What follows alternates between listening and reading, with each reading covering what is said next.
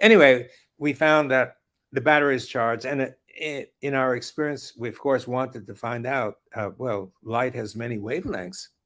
Which wavelengths are we talking about? Um, so we did real experiments, and we checked it a wide range of wavelengths. At the short end, starting with ultraviolet, through the visible spectrum, on to the longest wavelengths, infrared. UV did nothing. Actually, it does something we found very recently, but it didn't grow the exclusion zone. Visible, same thing, except when we began to get to the long wavelengths, to the reds. The reds, we found the reds tended to build the EZ a little bit, but beyond that, longer wavelengths, the infrared, wow, it was like gangbusters. A very small amount of infrared light, infrared energy, hugely expanded the exclusion zone or the fourth phase.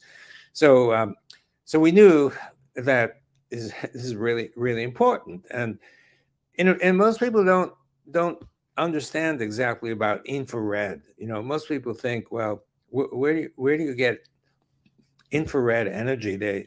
You kind of think, well, you know. You turn on the range, and the coils on which you put the pot, they glow bright orange and they generate heat. And people say, well, that's generating infrared energy. And it's true. However, infrared energy comes from virtually everything. So if I look at you people on my screen, if we turned off all the lights in your rooms or studios so that you couldn't see anything, and your cell phone camera couldn't record anything, if you whipped out an infrared camera, which is basically like a regular camera, except the sensor is sensitive not to visible light but infrared light, you get a beautiful image. And that's why this is used for night viewing, for example, by the military, because everything is generating infrared energy, and and because everything is generating infrared energy, you can see what's going on, but also that infrared energy is available to build easy water. Therefore, almost always, if you have water and the right kind of nucleating surface, we found it's gel surfaces and polymers, biological surfaces, they need to be hydrophilic or water loving, and then you get easy. So you got the energy available, uh, and therefore if you got the right kind of surface, which is most surfaces, not all, it means you're going to have some easy water. And the more infrared energy you have, the more easy water you'll have. But there's always some, if the situation is right. And also inside your body, you're generating heat from metabolism. And that heat also is essentially, it's not exactly the same, but essentially the same as infrared energy. So in terms of you, and your bodies, you got lots of water.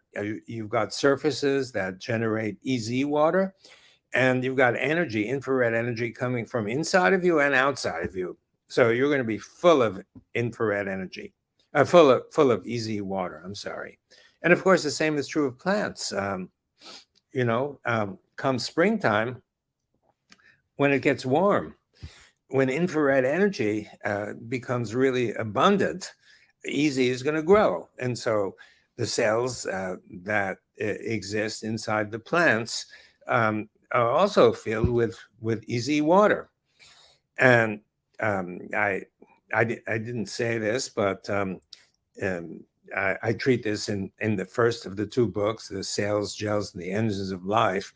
The way cells appear to function is in when cells are in their dormant or relaxed or not doing anything state, the proteins inside are in their elongated state, and the water is in the EZ state.